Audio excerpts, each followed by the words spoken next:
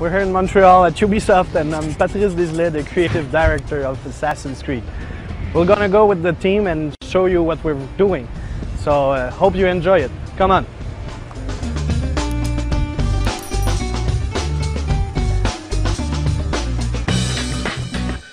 So guys, before we go and check out the team and what I do for a living, let's talk about the game I'm making with these guys called Assassin's Creed. The game Assassin's Creed will be out this fall. We've been working on it since 2004, so almost 4 years.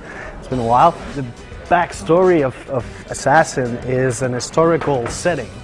We recreated the Holy Land, so Palestine, Israel, and that setting in 1191, which is the medieval time during the Third Crusade. And you play an assassin, ALTAIR, who's part of that brotherhood of open-minded people, let's say. And you have tasks that your leader, Al-Mualim, asked you to do because you weren't a really good assassin, and now you have to redeem yourself by killing 9 targets.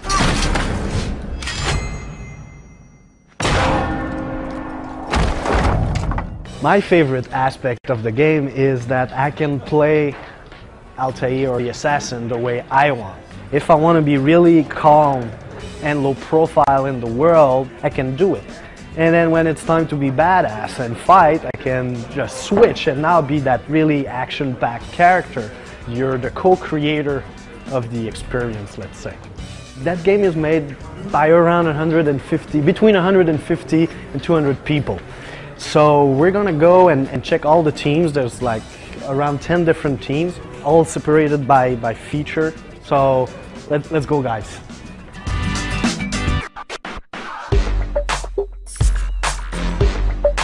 This is the Hollywood team. They're responsible for making the cinematic moments in the game. Right here you have the leader of the team, Fred. Hi guys. And you have Dan, the director of the camera and shot. Before each target there's like a presentation of the target, and they're in charge of making those scenes. So at first the game looks like this, right? It's all in gray and not a lot of color. And then when you put everything together, you got this, which is the real thing. So there's a lot of imagination going on at first. This is that. They're called cinematic moments or must-see cinematic. And you have control over your character, so you're watching a scene, but you're also playing it. The gameplay here is basically to be actor. Most of the time you're in the crowd looking at the scene and seeing who's the target and what he does. And after that you can like study him, and after that you can kill him by studying his movement, his behavior. Vous êtes aussi subtil que 2 éléphants dans une...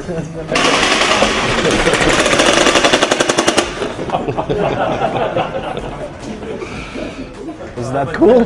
What? It's all about love. Okay, so now we just saw the Hollywood team. We're gonna go see the Kingdom team, who are responsible for the Kingdom part, which is like traveling around cities, but also tutorials. Let's go.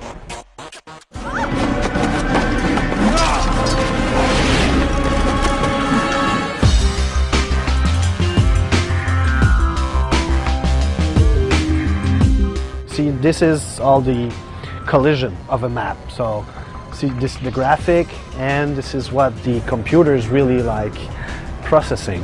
And then when you put the visual on it, it's quite different. So I think it's pretty cool. Like, this is not what you see when you play, but this is actually what's going on for real. So Matt here is a level designer, and his job is to put all those points and make sure that it makes sense and it's in a linear fashion without being so linear. So it's not easy to do, but he's got great tools to do so.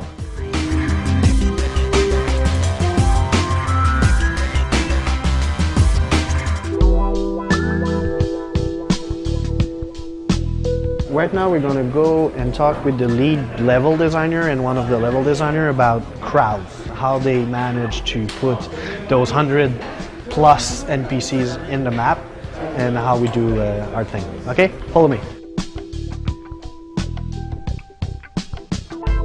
David here, David Chateauneuf, lead level designer. He's going to approve the work of Malik. So how it works, it's pretty much like we do a blueprint, right? Like level designers, the script writers and everything, we sit down for 3 weeks. Lead level designer make an Excel sheet of all the ingredients, and then level designer take those ingredients and put that in the engine, in the editor, green lines there. This is where the crowd gonna walk around and they're using those crowd flow, and then we play, test it, but it's really a long process until we've got what we play, basically. So thanks guys, I don't want to disturb you much more than that. Sorry. It's because I got, that was the end shake of the Assassins, and the other day one of the guy had like, how do you call that, a ring, and he hurt me, so now each time I'm doing the Assassin end shake, I hurt myself. Anyway. Everybody does. It's like this. And the explosion is important at the end. The explosion is like, really important. Everything's like all the emotion. Now we can do it in slow motion.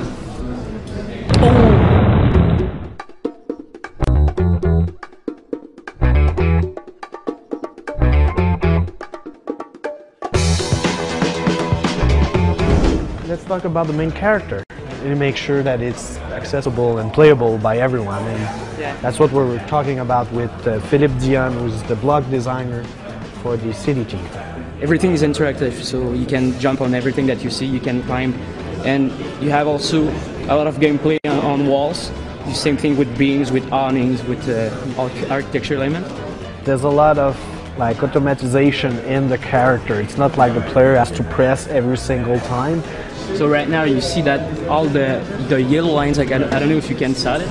He has detected this white box. That means that from here you can jump in that box. Basically, do I have a white box in my yellow one? Yes.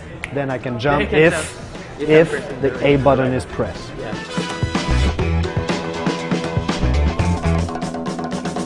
So now we're gonna go and see the same type of thing, but for the fight.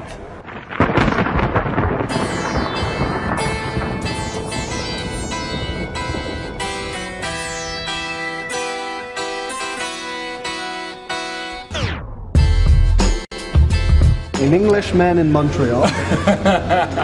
How do we choose to fight moves and sequence? Alex wanted everything to flow well together. Originally we had a very overcomplicated system, so we simplified it down so you were coming in like up right directions, up left directions, and so everything flowed really well together. With Assassin and with ALTAIR, you can really feel the weight, and that, yes, he's got really cool move, but it feels real. There's no real, swinging around. It's all realistic, yes, but it's interesting. Yeah. And the violence is real too. Yes. It's the way it's portrayed. Like it's like you feel the blade coming in, and you feel like he's stuck a little bit, and you feel like the guy receiving the blow a little bit jiggy sometimes. And the real fun comes with doing some of the kill moves as well. Because we have to be realistic, brutal, and there's moves that even make me cringe. It's all about openings also. Us, we wanted like ping, ping, ping, and then a final blow, and this is when you go inside the body and the guy's dead. Yeah. So that was the real challenge, to make it playable, fun, and... That's the hard thing, is making a realistic game fun. But I think we've nailed it. Okay guys, I think you've seen enough. It's time to get out of here.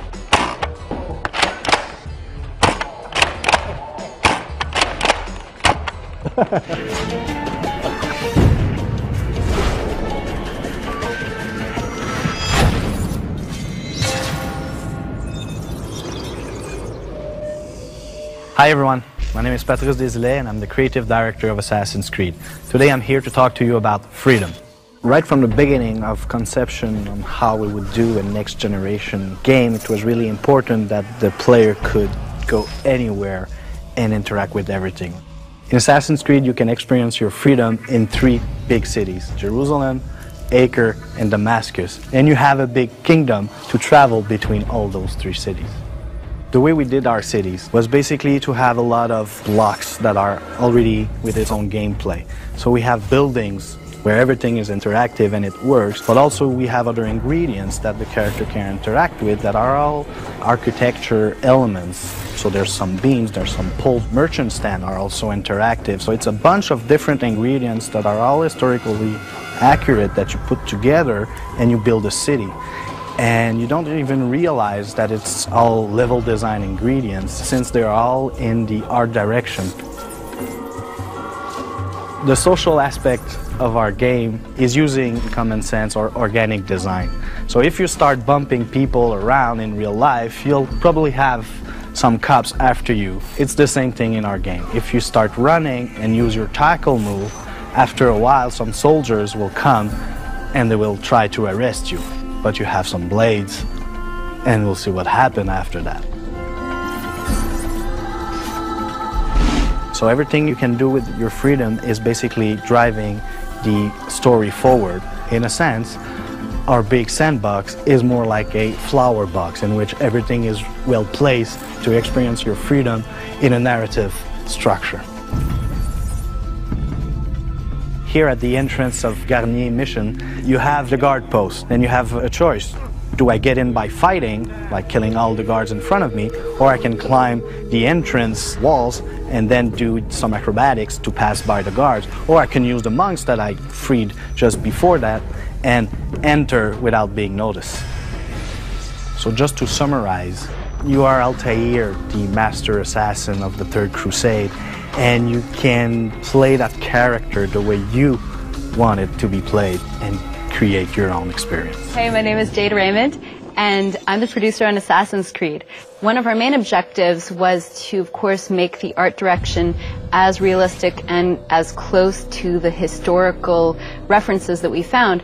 But the difficulty about, having a subject where guys walk around in armor and look like knights and stuff like that is that it tends to be associated with fantasy. And one of the important things to us was making sure that the game and the feeling and the location was really relevant to people. So we played with taking these historical cities, like the ones that I was describing in the story, Jerusalem, Damascus, and Acre, and all of the countryside and the kingdom, and thought, how can we give this a treatment that feels cool and feels like something that we'd be interested in watching for 40 hours as we play.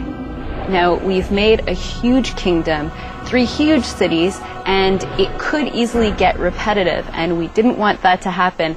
These cities in medieval times were bustling with all kinds of people, all walks of life. You have to have the poor citizens, you have to have the rich class, you have to have the merchants. These cities are being controlled mostly by the military, and basically this amounts to a whole lot of characters to create. But we have over 300 different characters to create, and that's just the completely unique versions. On top of that, we wanted to make sure that when you're going through these cities, you don't see the same person a bunch of times.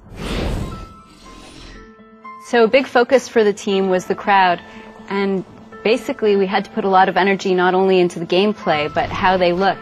And that means that the art director and the whole art team had to put a lot of time into thinking how we would make this crowd interesting. We invented this all brand new character based on the assassins, but we also wanted to give him a look and personality all of his own. So the first reflection was, in terms of gameplay, our core gameplay loop, what is the assassin doing most of the time? Well, what you're doing is you're investigating, so you're mapping out your territory, really trying to pinpoint and locate your prey, and then once you focus in on your prey, you go in quickly for the kill, and then you get out of there. And when we thought of what you're doing most of the time as an assassin, it made us think of a bird of prey. So that became the inspiration for ALTAIR. And in fact, ALTAIR means flying eagle, or the flyer in Arabic. If you notice, he's wearing a hood which has a little point in the front, and he has a robe that kind of splits out on the sides, and when he's in movement the sides flip up, and if you were to look at a shadow cast from the side of him, you'd get the angle of the point of the hood and then the sides of the skirt flapping up, and you'd get the shadow of an eagle. So ALTAIR really is the bird of prey. Okay, so Assassin's Creed takes place during the Third Crusade. The exact year is 1191. You play ALTAIR, a master assassin who is a member of the original clan of assassins. Actually, the term assassin comes from this clan. They were called the Hashashin, which is thought to be maybe followers of Hassan, the old man of the mountain, the guy who started up this clan. Maybe users of hashish. Your mission is to track down, find, and take out 9 key guys who are architecting the Crusades, actually making the war and the population suffer and making it bad for everyone. So you've got to hunt these guys down and take them out. We've recreated all of the Holy Land, so a huge kingdom that includes all of the major cities as they existed back then, recreated exactly as they were in the year 1191. We worked with a historian to find all of the reference material. And the guys that you take out are actually historical figures who died during the year 1191. Maybe not killed by assassins, but they could have been. You start out basically in Masyaf, which is the base in Syria that the assassins used there. And you go down and explore basically the whole kingdom. There's Acre, there's Damascus, there's Jerusalem. Probably most people have heard of Jerusalem. Acre is the city at the time that Richard the Lionheart had recently taken over. It's right by the water. And Damascus is a city that was more or less the whole time controlled by the Saracens. So that's more traditional Arabic style. And throughout these places, you're going to find these key guys and assassinate them. As you do so, you're also going to find out that there's a little bit more that they were up to beyond just profiting from the war. There's actually a conspiracy that you'll uncover, and it has implications all the way to the modern day. But I can't necessarily tell you more, otherwise I'd ruin the surprise. So you have to play the game to find out. So one little thing about the assassins you may want to know before you try and join up to their modern day counterparts is that there's a little sacrifice that's required. And if you look at ALTAIR's main weapon, which is his hidden dagger right here, you're going to notice something in detail that he has a finger missing. And so there's part of the initiation ceremony when you make the transition from novice to assassin that is ready to go out and actually complete his missions. You have this very dramatic experience where a finger is cut off and the hidden dagger is installed. And that is there because most of the assassinations have to be done within the crowd in full view, and you can't be walking around with a whole bunch of obvious weapons if you're going to assassinate people in that context. So it's a sacrifice they were willing to make.